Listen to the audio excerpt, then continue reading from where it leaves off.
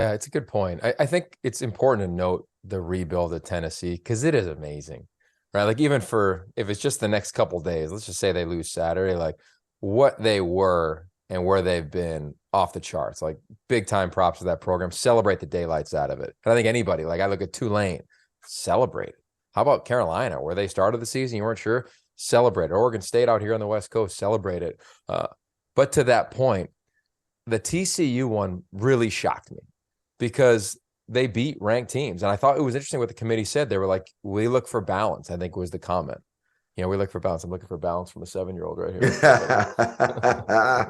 Getting in there, baby. Sure you do your homework, okay? You know the deal. Okay, perfect. He's blown away by Tennessee too, or by TCU as well. That to me was the one that really stood out. And I think when I heard the comment from the chair where he was like, we look for balance, I don't see a ton of balance. Everyone that's better than them, or at least like we're like it's really competitive balance.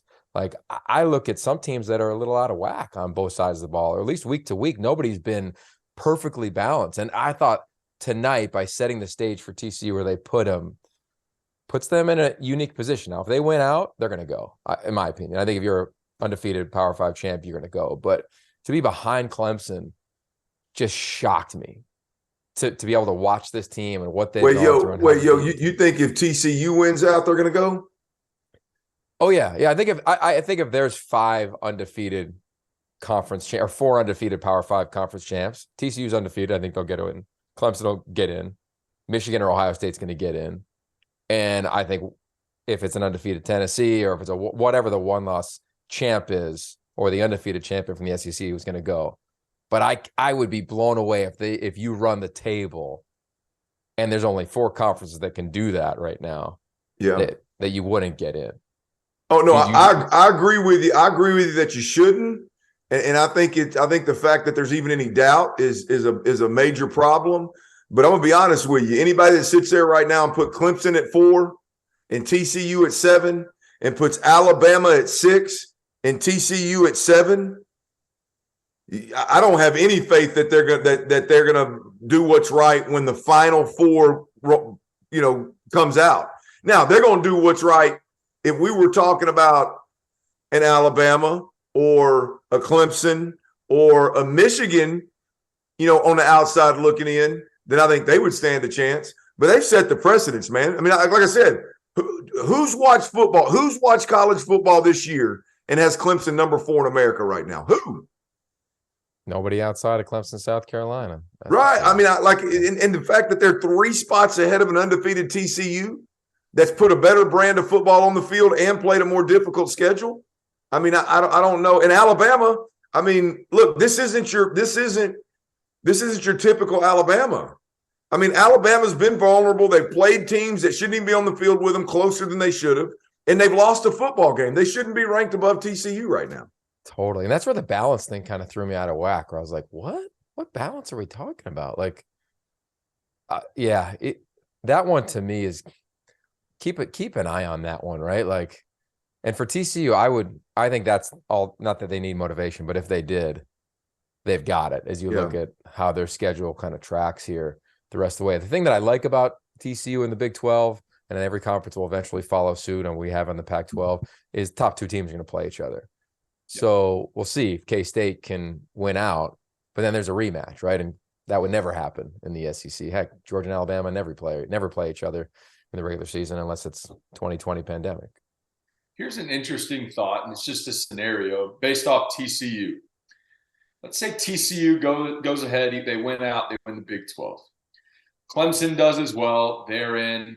Let's say Ohio State does as well, and they're in. Okay.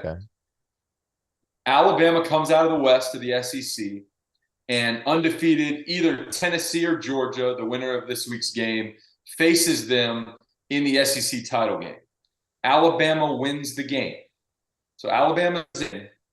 So now you have to make a decision over an undefeated TCU team or a Tennessee or Georgia team that probably barely loses to Alabama in the SEC title game. And you're telling me that TCU's a shoo-in because they're an undefeated Power 5 champ over Tennessee or Georgia when Bryce Young, the reigning Heisman Trophy winner, just has a heck of a night in the SEC title game? So here's but the question. Trev, the problem with that right there is that it shouldn't be TCU in that equation. It should be Clemson. Right? I mean, at this point in time, it should be Clemson butted up against your one-loss SEC team. So but based off what they put right here, right now, fair, they like Clemson, because that TCU would have to jump Clemson at some point. And if Clemson wins out, they've right here, they think Clemson's got better resume, better team, better logo. They've been there before. All those different things. Yeah, right. It's a great scenario that you laid out. I'm curious your take. This is my experience on when I was coaching at SC. I did not realize it until I got in the belly of it, how hard it is to go undefeated. Like it is nearly impossible, which is why we don't see it that often. I would hope that the people in that room that have been in those rooms on the football side, and that's what you hear all the time, like, what do the football people think? Like, whether former coaches or players or what have you. I wonder if that gets brought up, because I just think like the pressure is ratcheted versus having a loss. I just think it's a totally different animal. And then I go to, like, I don't know if you guys have done like the mock playoff selections. It's pretty cool. You go to Dallas and they put you through it and you pick a year and you kind of go through that process. Whenever it's tight, they'll go to certain tiebreakers. First one is conference championship. So I think for me, looking on the outside in, if that scenario plays out, I'd be so intrigued, because it's written, it's in bold exactly what the tiebreakers are.